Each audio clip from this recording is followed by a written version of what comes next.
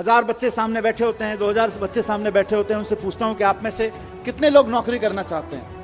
99.1%, 99.9% बच्चे तक कहते हैं साहब हम नौकरी करना चाहते हैं। मेरा सवाल हर जगह यही होता है कि अगर हमारे स्कूलों से निकलने वाले 99.9, 100% बच्चे अगर नौकरियां ढूंढते रहेंगे तो फिर नौकरियां देने वाले कहां से आएंगे? अगर हम सिर्फ अपने स्कूलों से नौकरियां ढूंढने वाले लोग पैदा करेंगे तो नौकरियां देने वाले लोग कहां से आएंगे? कोई भी प्रोडक्ट खरीदना हो, लोग अमेज़न पे खरीदते हैं। हमारे यहाँ का लड़का उसको चलाता है, मेहनत करके उसका सॉफ्टवेयर बनाता है, हमारे आईआईटी से निकला हुआ। हमको खाली तनख्वाह हाथ में आती है, देश को, देश की इकोनॉमी को, और अमेरिका को, सारी दुनिया के जितने भी लोग उससे अमेज़न को यूज करके कुछ खरीद रहे हैं, उसका सारा प्रॉफिट अमेरिका में चला जाता है। फिर हम कैसे उम्मीद करें कि अमेरिका के मुकाबले हमारी देश की इकोनॉमी बढ़ेगी? देश की इकोनॉमी को जॉब सीकर्स आगे नहीं बढ़ाते हैं, देश की इकोनॉमी को जॉब प्रोवाइडर्स आगे बढ़ाते हैं। दोनों चीजों में, इकोनॉमी के पॉइंट ऑफ व्यू से भी और जॉब के पॉइंट ऑफ व्यू से भी। और इसको गांठ बांधने में चाहता हूं सारे प्रिंसिपल, सारे टीचर्स, हमारे जितने साथी हैं। जिस वक्त हम देशभक्ति की बात करते हैं ना, कि जब दुश्मन की सेना सामने खड़ी हो तो देश के लिए जान देना देशभक्ति है, लेकिन जब बेरोजगारों की सेना सामने खड़ी हो तो देश के लिए नौकरियां देना देशभक्ति है। आप अपने स्कूलों से देशभक्त पैदा करें। हम खूब 15 अगस्त मनाएं, खूब 26 जनवरी मनाएं, अपने लड़के लड़कियों को तैयार करें देश के लिए जान देने के लिए, लेकिन साथ साथ अपने लड़के लड़कियों को तैयार करें देश को नौकरियां देने के लिए। क्योंकि नौकरियां नहीं रहेंगी तो जितने सुसाइड देश भर में हो जाते हैं उससे कम लोग बॉर्डर पे मारे जाते हैं। अगर आप बॉर्डर की बात करें तो अभी दुश्मन की सेना से जो खतरा है वो तो होता ही है, किसी भी मुल्क को होता है, लेकिन सबसे ज्यादा खतरा देश के नौजवानों को आज बेरोजगारी से है।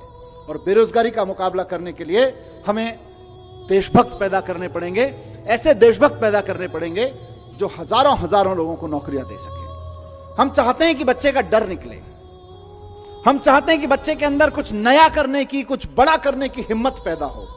और अगर बड़ा करने की, नया करने की, कॉन्फिडेंस के साथ क्रिएटिव तरीके से करने की हिम्मत पैदा होगी तो ना सिर्फ ये अपने लिए बल्कि हजारों हजार लोगों के लिए और नई नई नौकरियां क्रिएट करते रहेंगे। 10 साल में 50,000 नौकरियां क्रिएट करना छोटी बात नहीं है। देश की सारी सरकारें मिलकर 10 साल में 50,000 नौकरियां क्रिएट नहीं कर सकती हैं जितना एक लड़के ने खड़े होकर करके दिखा दिया। या एक छोटे से मतलब क्या, आईआईटी के ग्रेजुएट ने 10 साल के अंदर अंदर खड़ी करके 3-4 लड़के मिले, ये लोगों ने करके दिखा दी।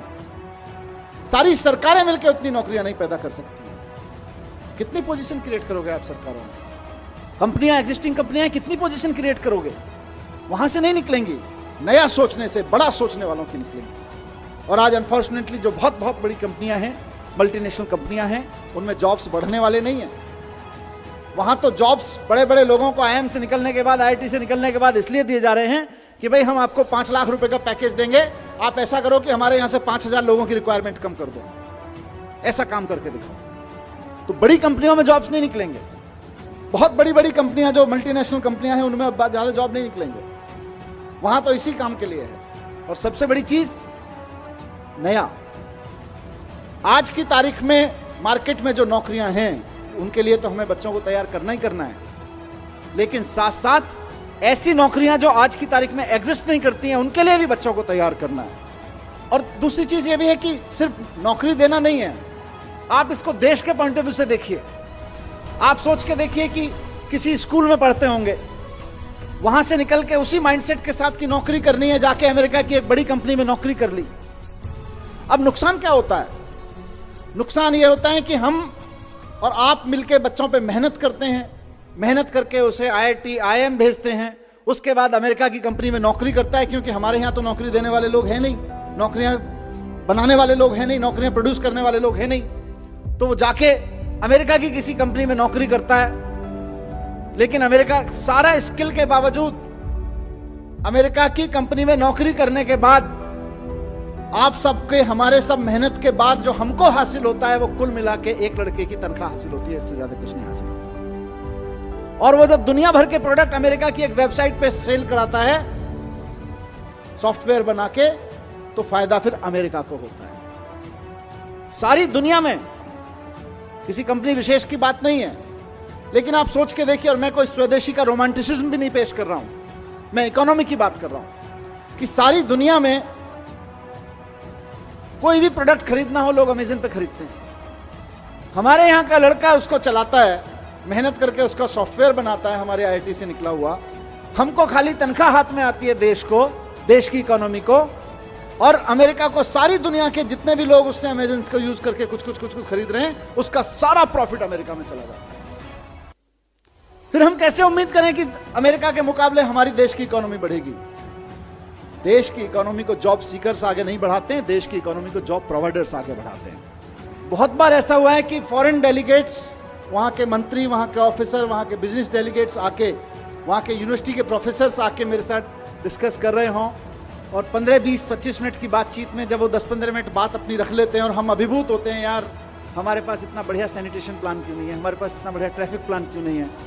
उसके बाद जैसे ही कहीं से एजुकेशन पे बात आती है और एजुकेशन से हैप्पीनेस पे बात आती है, उसके बाद उनका इंटरेस्ट अपना माल बेचने में नहीं होता।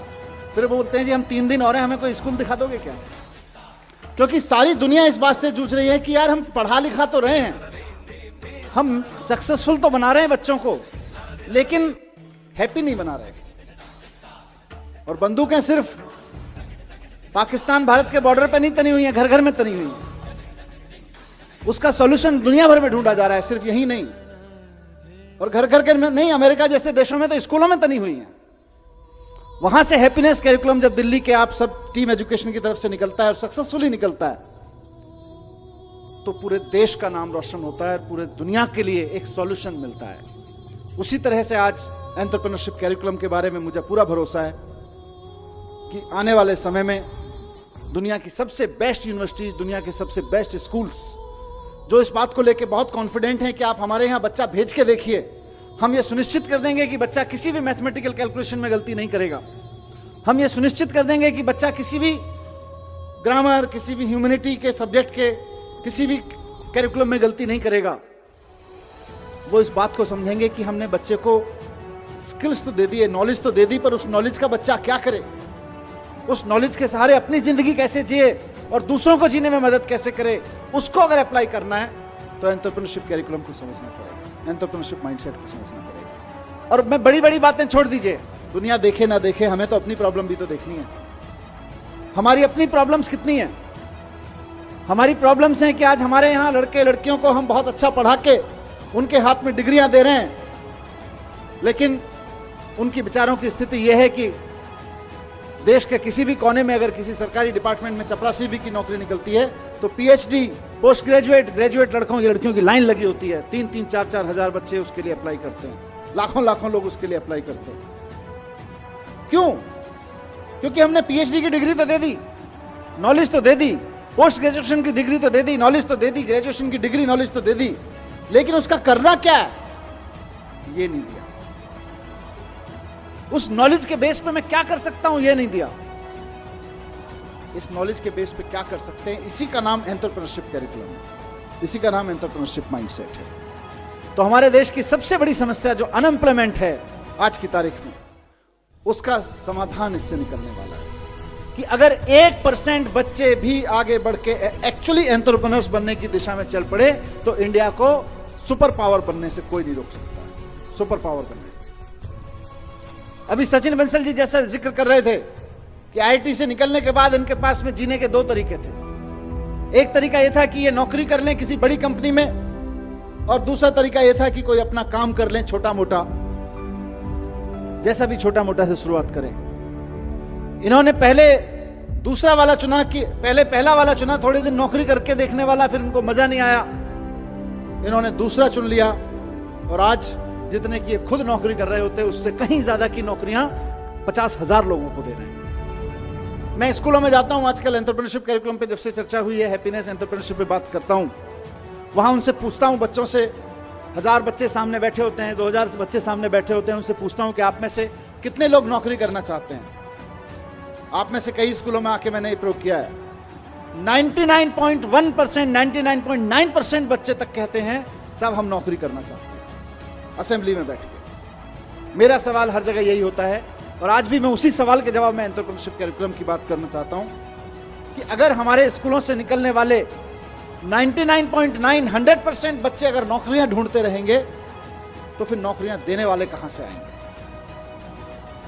अगर हम सिर्फ अपने स्कूलों से नौकरियां ढूंढने वाले लोग पैदा करेंगे तो नौकरियां देने वाले लोग कहां से आएंगे?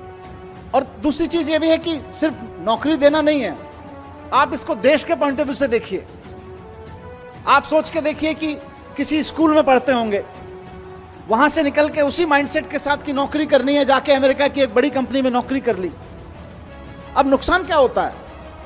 नुकसान ये होता है कि हम और आप मिलके बच्चों पे मेहनत करते हैं, मेहनत करके उसे IIT IIM भेजते हैं, उसके बाद अमेरिका की कंपनी में नौकरी करता है, क्योंकि हमारे यहाँ तो नौकरी देने वाले लोग हैं नहीं, नौकरियां बनाने वाले लोग हैं नहीं, नौकरियां प्रोड्यूस करने वाले लोग हैं नहीं, तो वो जाके अमेरिका की किसी कंपनी में नौकरी करता है।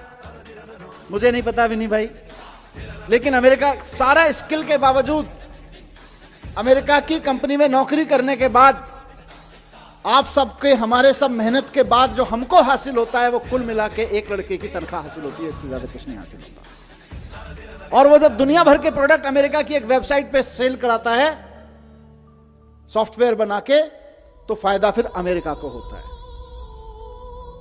कोई भी प्रोडक्ट खरीदना हो, लोग अमेज़न पे खरीदते हैं। हमारे यहां का लड़का उसको चलाता है, मेहनत करके उसका सॉफ्टवेयर बनाता है, हमारे IIT से निकला हुआ। हमको खाली तनख्वाह हाथ में आती है देश को, देश की इकोनॉमी को, और अमेरिका को सारी दुनिया के जितने भी लोग उससे अमेज़न को यूज करके कुछ खरीद रहे हैं, उसका सारा प्रॉफिट अमेरिका में चला जाता है। फिर हम कैसे उम्मीद करें कि अमेरिका के मुकाबले हमारी देश की इकोनॉमी बढ़ेगी? देश की इकोनॉमी को जॉब सीकर्स आगे नहीं बढ़ाते हैं, देश की इकोनॉमी को जॉब प्रोवाइडर्स आगे बढ़ाते हैं।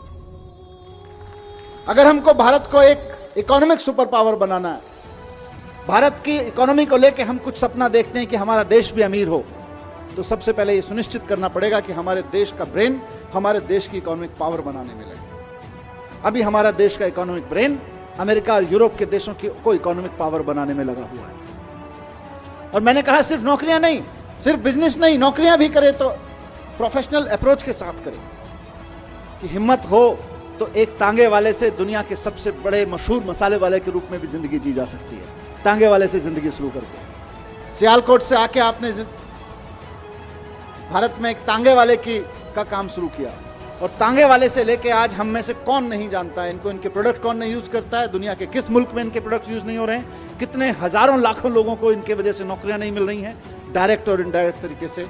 आप सोच के देखिए, ऑलमोस्ट कोलैप्स होने के कगार पे खड़ा हुआ एक परिवार हिम्मत से खड़ा होता है, और जब हिम्मत से खड़ा होता है तो सिर्फ बड़ा करता है, नया करता है, और ऐसा करता है कि हजारों लड़के लड़कियों को उससे नौकरियां मिलने लगती हैं। IAS बनो तो उसमें भी एंटरप्रेन्योरशिप माइंडसेट चाहिए। आप एजुकेशन ऑफिसर बनो तब भी एंटरप्रेन्योरशिप माइंडसेट चाहिए। आप एक स्कूल के प्रमोटर बनो, आप प्रिंसिपल बनो, आप 50 बच्चों के क्लास टीचर या सब्जेक्ट टीचर बनो, वहां भी एंटरप्रेन्योरशिप माइंडसेट चाहिए। जो शानदार काम कर रहे हैं और स्ट्रगल कर रहे हैं, वो एंटरप्रेन्योरशिप माइंडसेट के साथ कर रहे हैं। अंतर सिर्फ इतना ही है, उन प्रिंसिपल्स में एंटरप्रेन्योरशिप माइंडसेट है, उन टीचर्स में एंटरप्रेन्योरशिप माइंडसेट है। बहुत बहुत बधाई देता हूं कि हमारे लाखों बच्चे नया सोचें, बड़ा सोचें, भरोसे के साथ, हिम्मत के साथ सोचें, और रचनात्मक सोचें, क्रिएटिविटी के साथ सोचें।